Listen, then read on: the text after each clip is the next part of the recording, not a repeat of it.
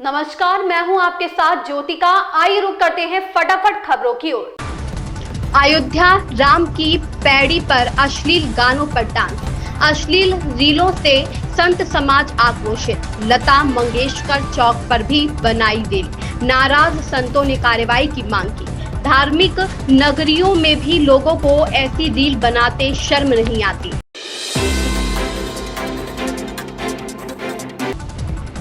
पाकिस्तान में पेट्रोल संकट गहराया।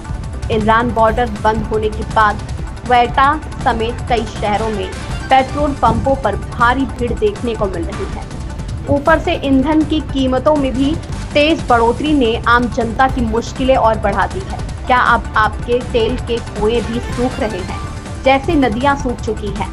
बाबा आदम के जमाने के तो वाहन है, बेचारों के पास ऊपर से तेल लेने भी तेल निकल जा रहा।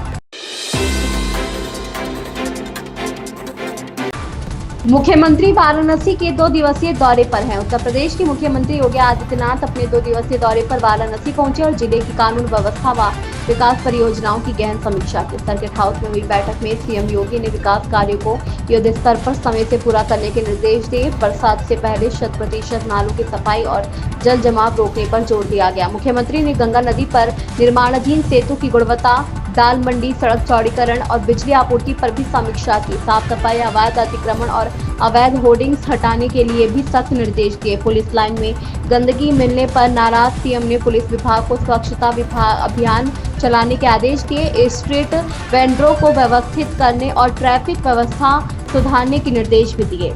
मुख्यमंत्री ने कानून व्यवस्था, महिला सुरक्षा, अवैध खनन और सीएम हेल्पलाइन की शिकायतों को त्वरित निस्तारण पर भी जोर दिया। साथ ही नदियों के पुनरुद्धार और वृक्षारोपण अभियान को जन सहभागिता से जोड़ने को कहा। 21 जून को अंतर्राष्ट्रीय योग दिवस को भव्य रूप से मनाने और सभी योजनाओं को समयबद्ध ढंग से पूरा करने की सख्त हिदायत दी गई।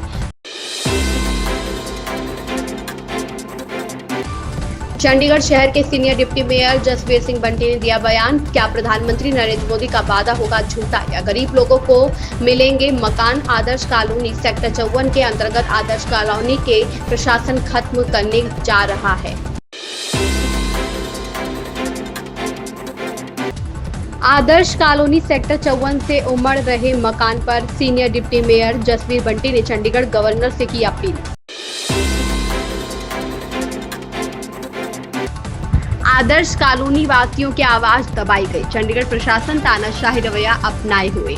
प्रेमपाल चौहान ने कहा, चंडीगढ़ में 17 जून को आदर्श कॉलोनी के निवासियों को आज अपनी झुग्गी झोपड़ियों को बचाने के लिए माननीय प्रशासक से मिलकर गुहार लगानी थी, लेकिन चंडीगढ़ प्रशासन ने उन्हें फर्नीचर मार्केट चौक पर ही रोक दिया। मौके पर मौजूद पुलिस अधिकारियों ने लोगों से ज्ञापन लेकर यह भरोसा दिलाया कि उनकी बात प्रशासन तक पहुंचाई जाएगी। इस दौरान आपकी आवाज पार्टी के अध्यक्ष प्रेमपाल चौहान, जो आंदोलन का नेतृत्व कर रहे थे, ने प्रशासन के इस व्यवहार को तानाशाही करार दिया और कहा कि यह लोकतांत्रिक अधिकारों का उल्लंघन है। उन्होंने कहा, जरूरतमंदों को तो अपनी बात कहने का भी हक नहीं दिया जा रहा।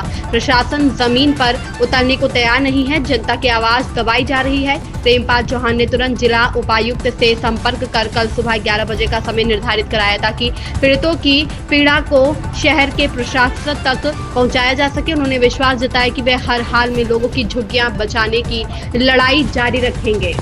मेरा नाम प्रेमपाल चौहान है और आपकी आवाज पार्टी चंडीगढ़ का अध्यक्ष हूँ मैं। आज आदर्श कॉलोनी निवासियों ने मुझे यहाँ बुलाया अपनी बात सुनाने के लिए।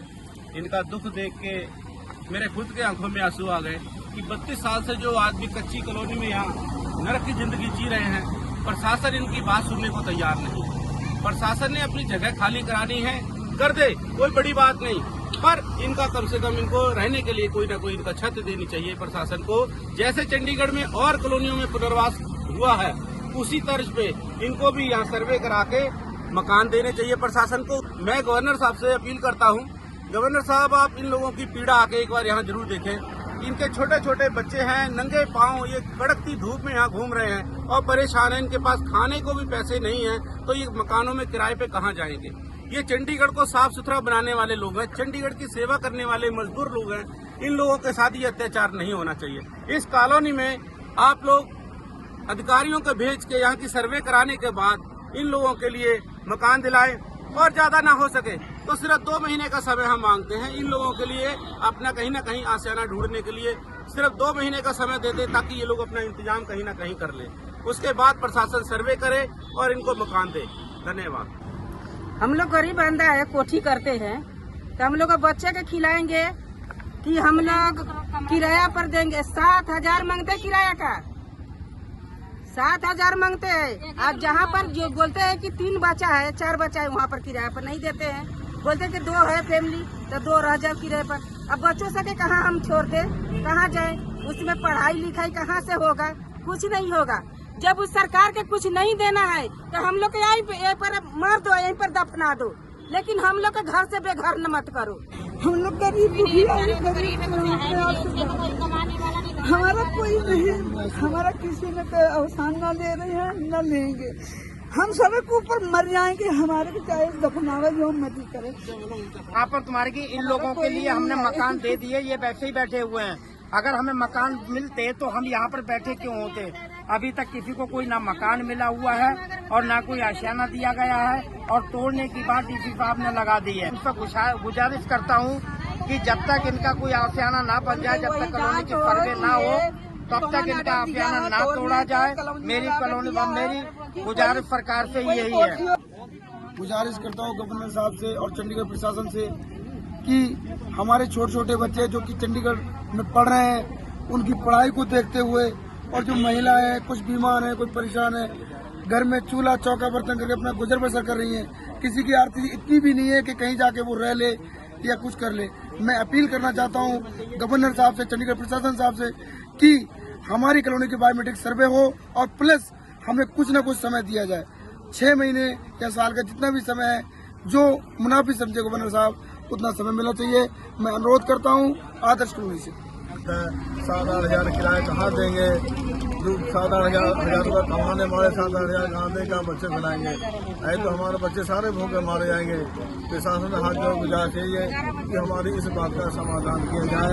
4-6 महीने का हमें टाइम दो और फिर उसके बाद हमारी सर्वे कराया जाए। धन्यवाद। ये रिक्वेस्ट मेरी है कि जो कहते हैं कि भाई हमने इन लोगों को चाबी दे रखी है, ये सारा सामान अपना अपना मकान में ले जाकर रख रहे हैं, हमने कमरा दे रखे हैं, वो जांच करें यहाँ के कि भाई किस किस को कमरा दिया है या किसको चाबी दी है,